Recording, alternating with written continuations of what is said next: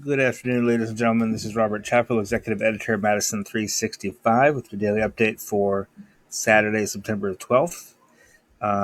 Support for Madison365 and your daily update comes from Milwaukee Film, presenting the Minority Health Film Festival now through September 24th. 50 movies available for you, all on a wide variety of topics related to racial disparities in health and healthcare and health outcomes. Everything from the documentaries about um, heat, veganism, fictional films, all sorts of good stuff. 50 movies for you to choose from. Go check it out, mkefilm.org/MHFF. Appreciate their support and their partnership. The news today, this will be a pretty brief update because the numbers are looking pretty similar to what we've seen the last few days, which is to say not good. Slightly lower today in some measures. University of Wisconsin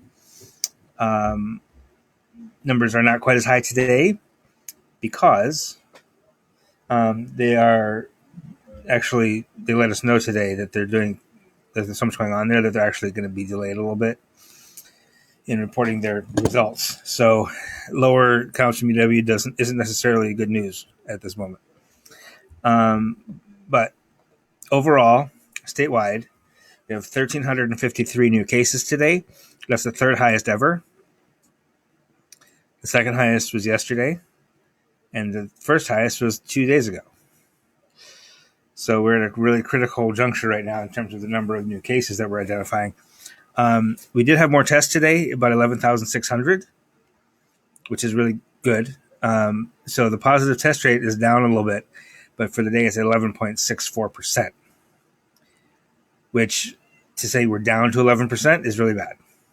Like we really need to be down below, well, we really want to be down below 3% to be able to say we have this thing suppressed and we're like really managing it well.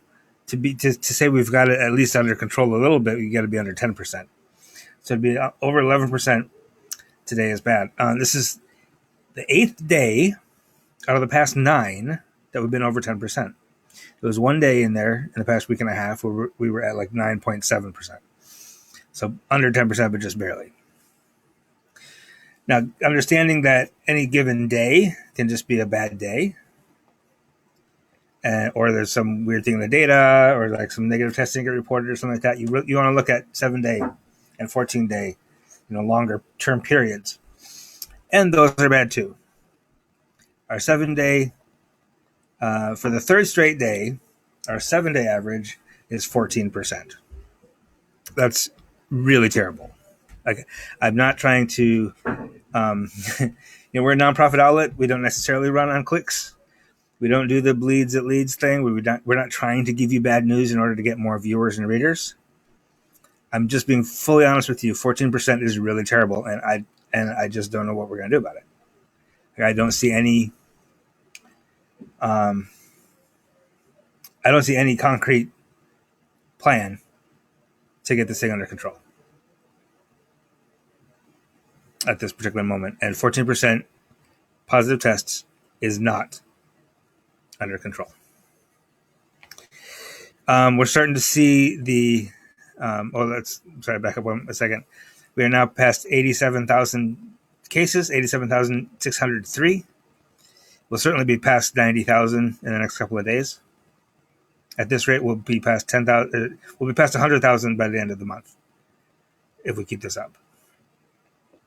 Of those 87,600, 9,500 are considered active. That's about 800 more than yesterday.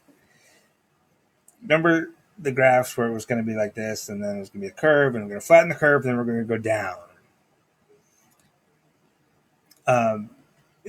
Our number of active cases needs to be going down for us to be on that other side of the curve. Our active cases are going up. The highest that I've seen that number is 9,900. So we're approaching that rapidly. We're also starting to see some of the effects of these higher numbers. Hospitalizations are up. We're going to get new hospitalization data in about 5 minutes here, but I can tell you as of yesterday, there were 22 more people in the hospital than there were on Thursday. 24 more people in the hospital than a week ago. 97 of those in ICUs. Now, that's not to say we're about to overrun our hospital system. That's still 326 people hospitalized statewide is not critical in terms of overburdening the healthcare system. Okay. But we do keep track of that just to see how many of those active cases are really severe. Right. We've also seen fatalities today, 12 more fatalities,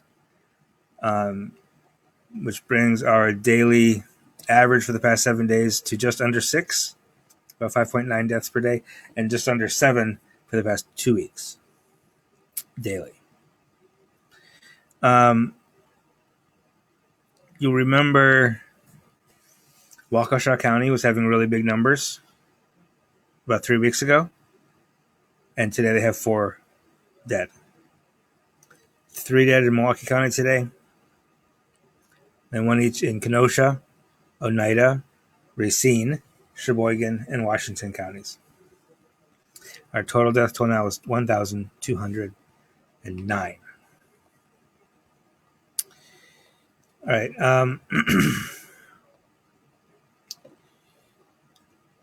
The highest local cases today was in Milwaukee County with 157. Dane County is a little better shape today, 135 new cases, which is pretty bad for Dane County. But you remember on Thursday it was 500 something, and yesterday it was over 300. So 135 cases today. Not terrible. 18.4% of tests are positive, which is very bad. But that'll smooth out over time. And again, I remind you, University of Wisconsin, reported fewer cases today, but they're going to be reporting more. And we'll like that number, that 135 number, because they'll report results tomorrow and Monday that actually were processed today that they just haven't reported. Does that make sense?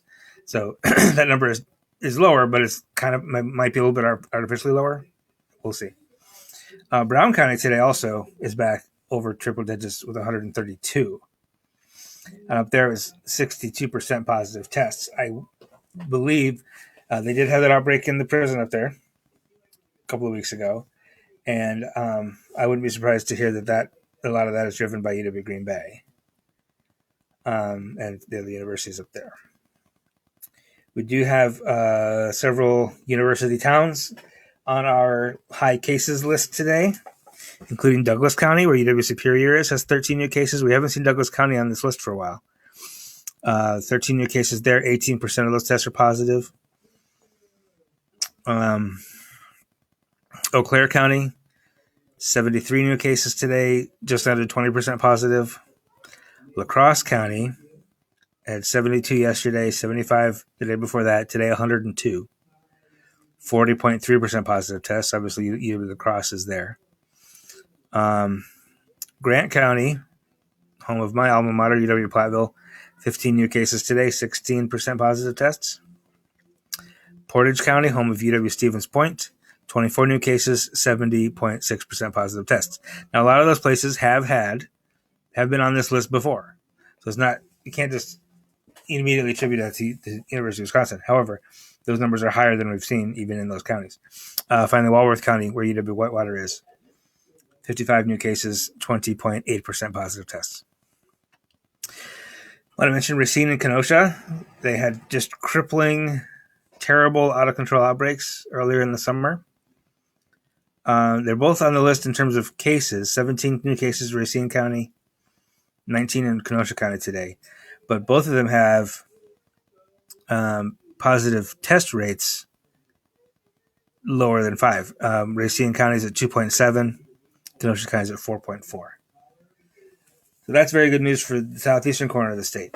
That even though we're still seeing more cases every day, we're also seeing a lot more negative tests, which indicates some level of control over the virus in those communities.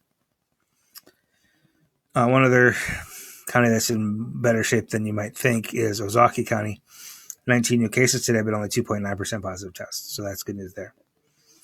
I am going to check the hospitalization data real quick if you'll bear with me for just a moment.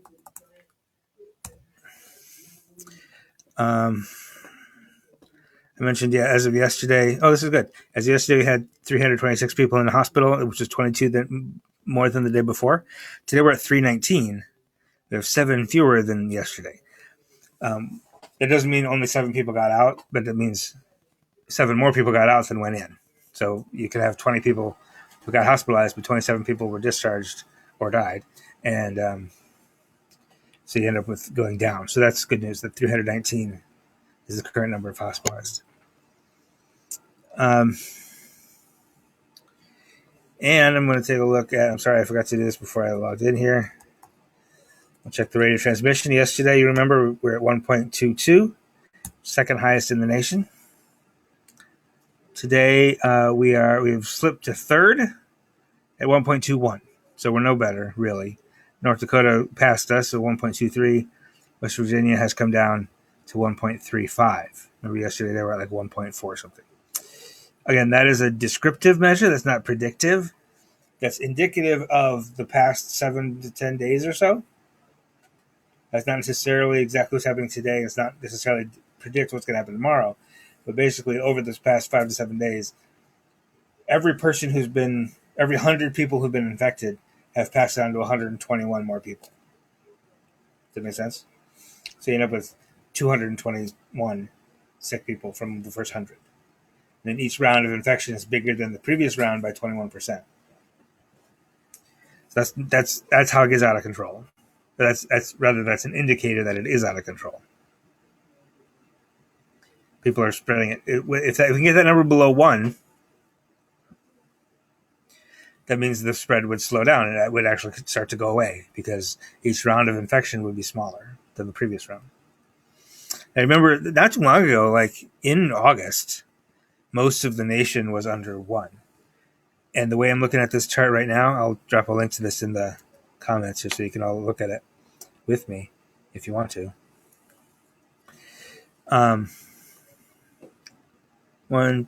Texas is best at 0.86.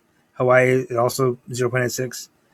3, 4, 5, 6, 7, 8, 9, 10, 12, 13, 14, 15, 16, 17 states are below 1.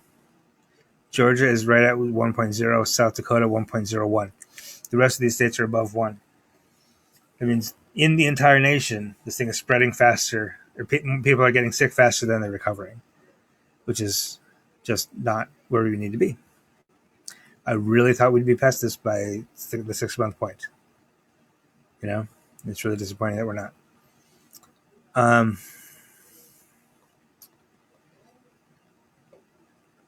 Okay, that's basically what I have for you today. I have a story up about the Minority Health Film Festival. I would encourage you to check that out. It looks really fun.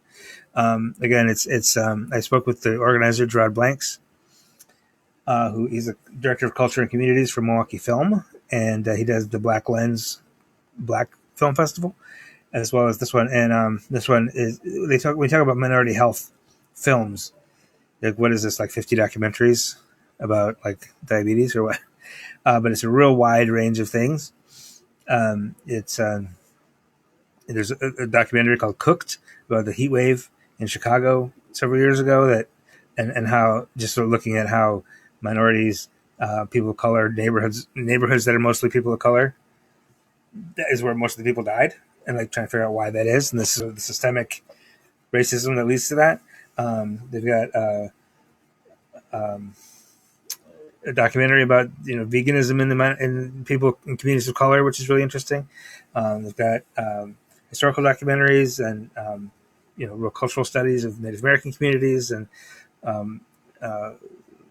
one that's a documentary about like overnight EMS workers who are people of color, which is really interesting. Just all sorts of when you think about health and community health and institutional health and family health, it's really broad, and it's a lot of really interesting stuff. So definitely, and again, we're the media sponsors of that. Just as a disclosure, there's no, so they've, we're basically we give them some advertising and some promotion, and they call us a sponsor and put our logo on their stuff, and it's an even trade. But even if that weren't the case, I would encourage you to check it out. It looks really, really interesting, and it's affordable too, because it's basically like a Netflix style thing this year because it's virtual. It's not on Netflix, but they have their own app that you put on your Roku or your Apple TV or your Fire Stick or your phone or your tablet or whatever, and you can just watch the films just like you would watch a movie through Netflix or Hulu or whatever.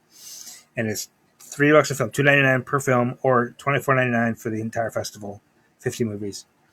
And then they have a bunch of events and talkbacks with the filmmakers and panel discussions on the topics and stuff. It's really, really good. And it would normally you'd have to be in Milwaukee to go see it, but now that it's virtual, you can anywhere you are, anytime you want to see a movie, you just watch it, and it's really cool. So I would check it out. I will be back tomorrow, I'm pretty sure. And if you have any questions, drop them in there. I don't see any questions. I just see Shane saying it feels like we've given up. It kind of feels that way, doesn't it? It really does, unfortunately. Like, we worked really hard for a couple of months, and we've given it all back, and we're basically back. Our rate of transmission is not as bad as it was back in March. All the way back, like March, early April, it was like 2.5. It was crazy. So we're not quite there. But in terms of our percentage of positive tests, we're back where we started, basically, which is really frustrating for those of us who really tried hard to stay home and everything like that. So anyway, enjoy the rest of your Saturday. It looks like it's supposed to clear up tomorrow, so I'm hoping to get outside a little bit. But do so in a safe and socially distant manner, please. And thanks for your attention. Thanks for watching. We'll see you tomorrow.